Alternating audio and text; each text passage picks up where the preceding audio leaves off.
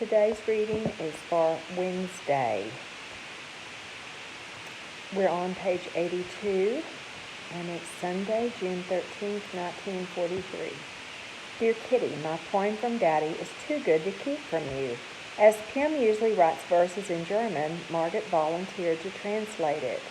Judge for yourself whether Margaret didn't do it brilliantly. After the usual summary of the events of the year, this is how it ran. Though youngest here, you are no longer small, but life is very hard since one and all. Aspire to be your teacher thus and thus. We have experience. Take a tip from us. We know because we did it long ago.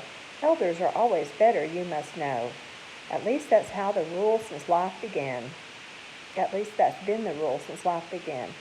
Our personal faults are much too small to scan. This makes it easier to criticize the faults of others which seem double-sized. Please bear with us, your parents, for we try to judge you fairly and with sympathy.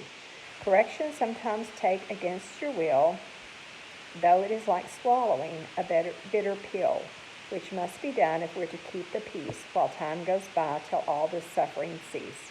You read and study nearly all the day, who might have lived in such a different way. You're never bored and bring us all fresh air. Your only moan is this: what can I wear? I have no knickers, or my clothes are small. My vest might be a loincloth, that is all. To put on shoes would mean to cut off toes. Oh dear, I'm so worried by so many woes. There was also a bit about food that Margot could not translate into rhyme, so I shall leave it out. Don't you think my birthday poem is good? I have been thoroughly spoiled in other ways and received a lot of lovely things. Among other things, a fat book on my pet subject, the mythology of Greece and Rome. I can't complain of a shortage of sweets either. Everyone has broken into their last reserves. As the Benjamin of the family in hiding, I am really more honored than I deserve. Yours, Annie. And when she's talking about Benjamin, she's talking about a character in the Bible who was the youngest of the family. So she's the youngest of that group. Tuesday, June the 15th, 1943. Dear Kitty, lots of things have happened, but I often think that all my uninteresting chatter bores you very much and that you are glad not to receive too many letters. So I shall give you the news in brief. Mr. Vossen has not been operated on for his duodenal ulcer. When he was on the operating table and they had opened him up, the doctor saw that he had cancer, which was far too advanced to operate. So they stitched him up again, kept him in bed for 3 weeks, and gave him good food and finally sent him home. I do pity him terribly and think it is rotten that we can't go out. Otherwise, I should certainly visit him frequently to cheer him up. It is a disaster for us that good old Vossen won't be able to keep us in touch with all that goes on and all he hears at the warehouse. He was our best helper and security advisor. We miss him very much indeed. It will be our turn to hand in our radio next month. Kufus has a Candlestein baby set at home that he will let us have to take the place of our big Philips.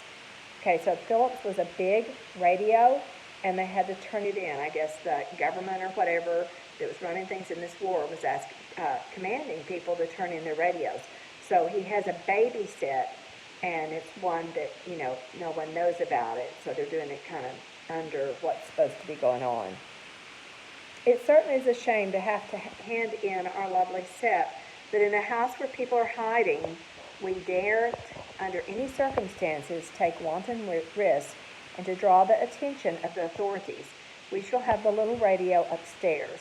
On top of hidden Jews, clandestine money, and clandestine buying, we can add clandestine radio. Everyone is trying to get hold of an Osset and to hand that in instead of their source of courage. It is really true that as the news from outside gets worse, so the radio with its miraculous voice helps us to keep up our morale and to say again, chins up, stick it out, better times will come. Yours, Annie.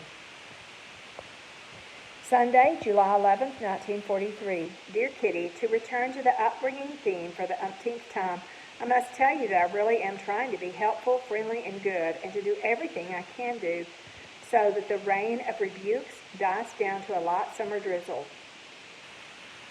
Do you see how she uses words to describe what she's talking about?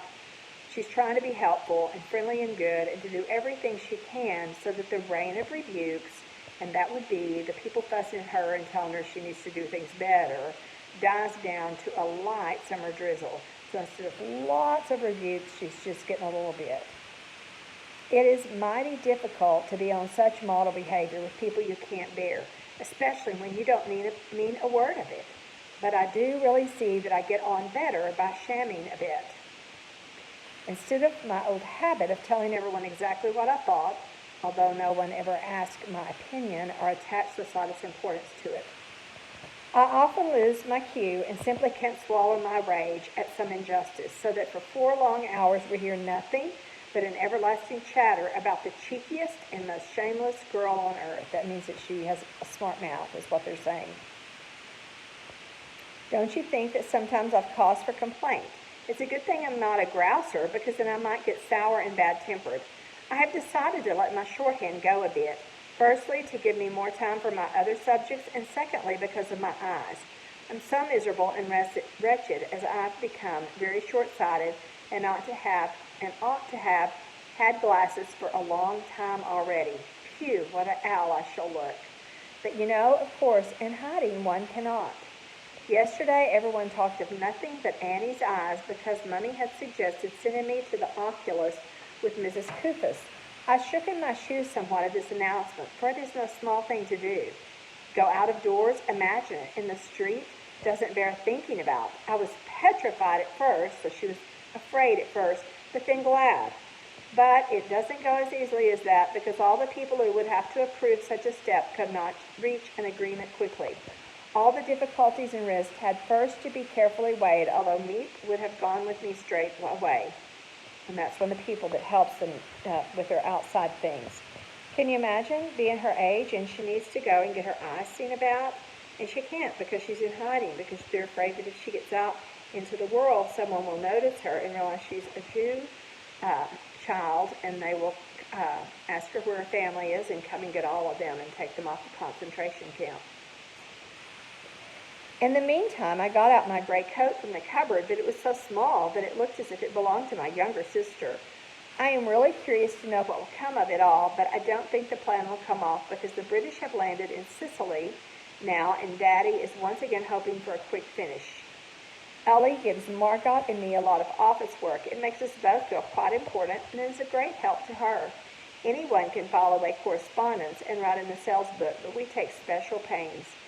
Meep is just like a pack mule. She fetches and carries so much. Almost every day she manages to get hold of some vegetables for us and brings everything in shopping bags on her bicycle. We always long for Saturdays when our books come, just like little children receiving a present. Ordinary people simply don't know what books mean to us. Shut up here.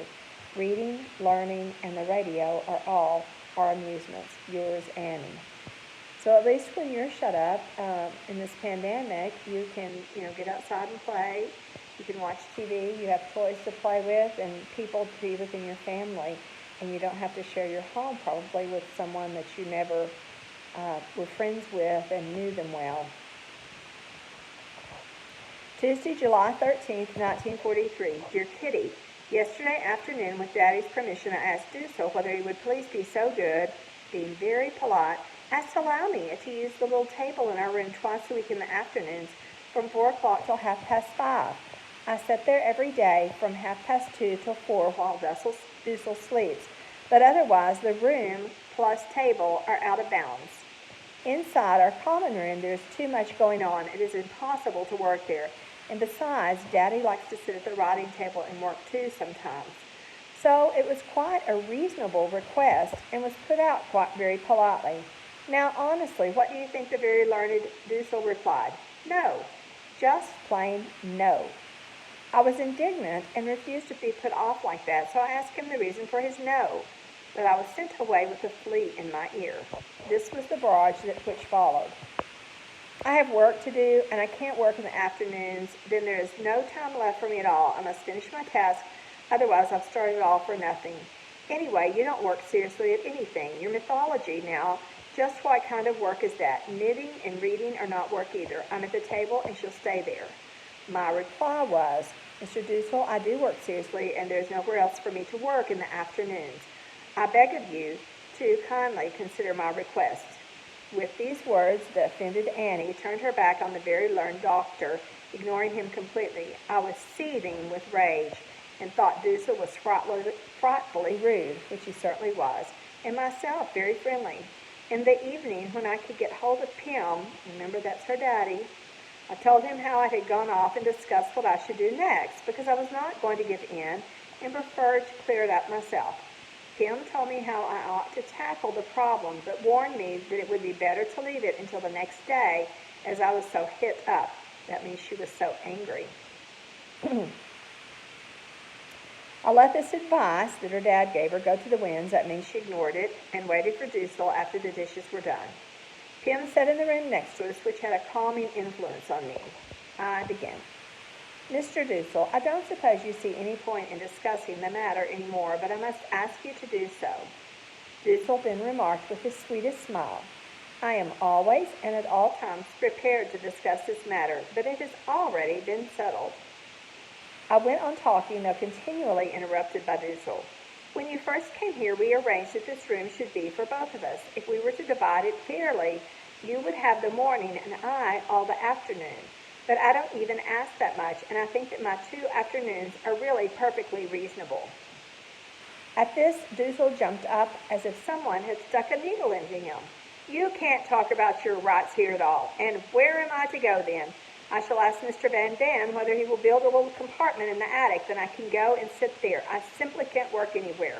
With you, one always gets trouble. If your sister Margot, who after all has more reason to ask such a thing, would have come to me with the same question, I should not think of refusing. But you, then followed the business about mythology and the knitting, and Annie was insulted again. However, she did not show it and let Dussel finish speaking. But you, one, simply can't talk to you. You are so outrageously selfish. As long as you can get what you want, you don't mind pushing everyone else to one side. I've never seen such a child. But after all, I suppose I shall be obliged to give you your own way, because otherwise I shall be told later on that Anne Frank failed her exam because Mr. Dussel would not give up the table for her. It went on, and finally it was such a torrent I could hardly keep pace with it. At one moment I thought, in a minute I'll give him such a smack in the face that he will fly up to the ceiling together with his lies. But the next moment I said to myself, keep calm, such a fella isn't worth getting worked up about. After giving final vent to his fury, Master Dussel left the room with an expression of mixed wrath and triumph, his coat stuffed with food. I dashed to Daddy and told him all that he had not already heard of the story. Pym decided to talk to Dussel the same evening, which he did. They talked for over half an hour. The theme of the conversation was something like this. First of all, they talked about whether Annie should sit at the table, yes or no. Daddy said that he and Dussel had already discussed the subject once before, when he had professed to agree with Dussel in order not to put him in the wrong in front of the young. But Daddy had not thought it fair then. Dussel thought I should not speak as if he was an intruder who tried monopolizing everything, but Daddy stuck up for me firmly over that, because he had heard for himself that I had not breathed a word of such a thing. To and fro it went, Daddy defending my selfishness and my trifling work, Dussel grumbling continually. Finally, Dussel had to give in after all and have the opportunity of working undisturbed until 5 for 2 afternoons a week. Dussel looked down his nose very much, didn't speak to me for 2 days, and still had to go and sit at the table from 5 till 1/2 frightfully childish. A person of 54 who is so pedantic and small-minded must be so by nature and will never improve. Yours, Annie. Friday, the 16th of July, 1943. Dear Kitty, burglars again, but real this time. This morning Peter went to the warehouse at 7 o'clock as usual. and at once noticed that both the warehouse door and the door opening onto the street were ajar. He told Pim, who turned the radio in the private office to Germany, and locked the door. Then they went upstairs together. The standing orders for such times were observed as usual.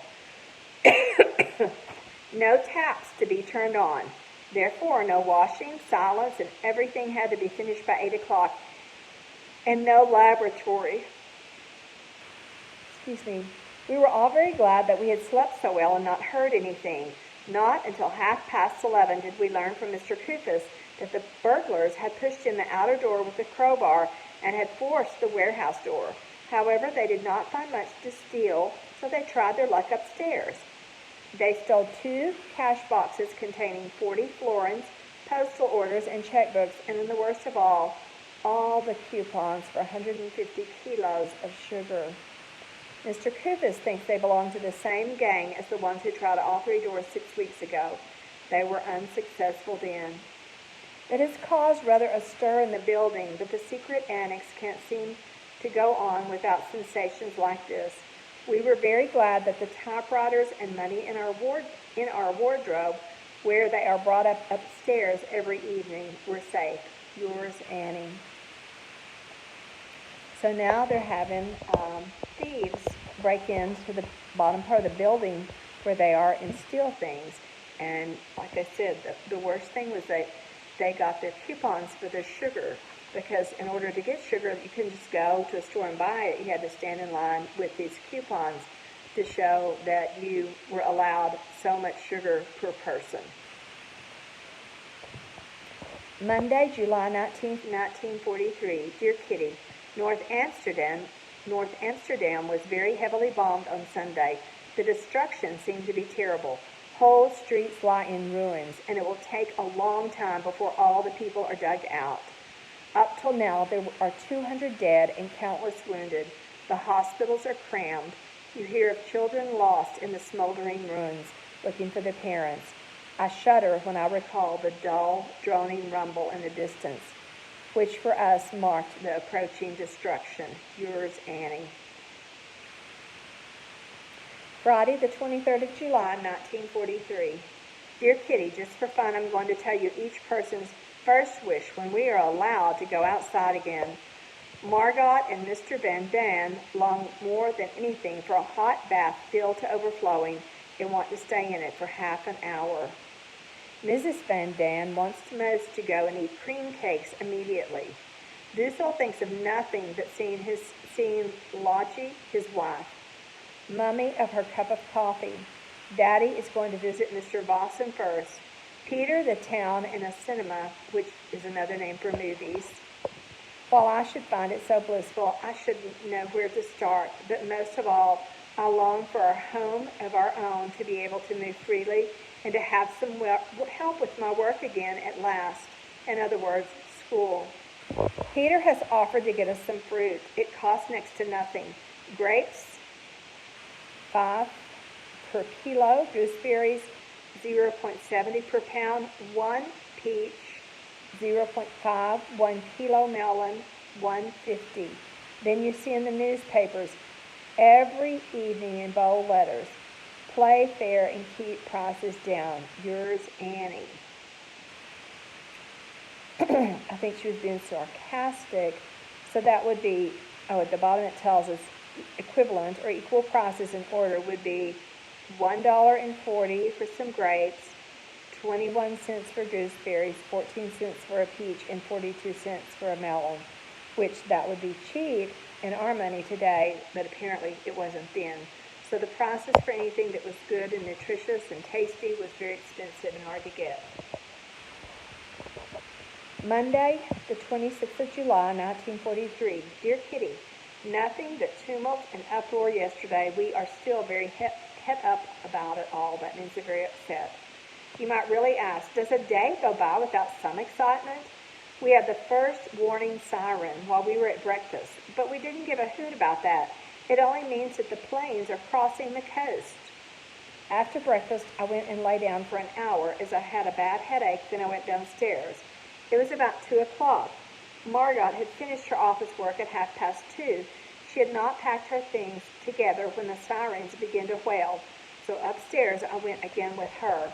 It was high time, for we had not been upstairs 5 minutes when they began shooting hard, so much that we went and stood in the passage. And yes, the house rumbled and shook, and down came the bombs. I clasped my escape bag close to me, more because I wanted to have something to hold than with the idea of escaping, because there's nowhere we can go. If we ever come to the extremity of fleeing from here, the street would be just as dangerous as an air raid. So if they ran out of there because they were afraid they weren't safe in there, and they're hiding, then they would be picked up because they were Jewish people. This one subsided after half an hour, but the activity in the house increased. Peter came down from his lookout post in the attic. Dussel was in the main office. Mrs. Van Don felt safe in the private office. Mr. Van Don had been watching from the loft, and we on the little landing dispersed ourselves too. I went upstairs to see rising above the harbor the columns of smoke Mr. Van Don had told us about. Before long you could smell burning, and outside it looked as if a thick mist hung everywhere. Although such a big fire is not a pleasant sight, luckily for us it was all over, and we went about our respective tasks. That evening at dinner, another air raid alarm. Excuse me. It was a nice meal, but my hunger vanished simply at the sound of the alarm. Nothing happened, and 3/4 of an hour later it was all clear. The dishes were stacked, ready to be done. Air raid warning. Echo fire, an awful lot of planes. Oh dear me, twice in one day. That's too much, we all thought, but that didn't help at all. Once again, the bombs rained down the other side this time on Schiphol, and that's Amsterdam Airport, according to the British. The planes dived and climbed. We heard the hum of their engines, and it was very gruesome. Each moment I thought, one's falling now, here it comes. I can assure you that when I went to bed at 9 o'clock, I couldn't hold my legs still. I woke up at the stroke of 12. Planes. Dussel was undressing. I didn't let that put me off, and at the first shot, I leaped out of bed wide awake. 2 hours with Daddy, and still they kept coming. Then they ceased firing, and I was able to go to bed. I fell asleep at 2:30. 7 o'clock. I sat up in bed with a start. Mr. Van Don was with Daddy. Burglars was my first thought. I heard Mr. Van Don saying everything.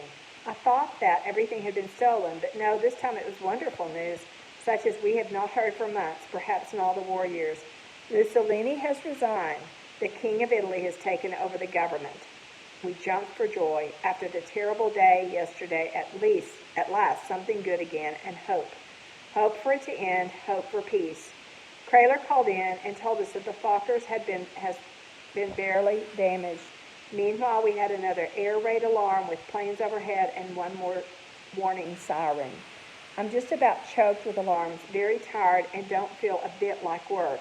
But the suspense over Italy will awaken the hope that it will soon end, perhaps even this year. Yours, Annie. I'm going to stop there before we run out of time on this one.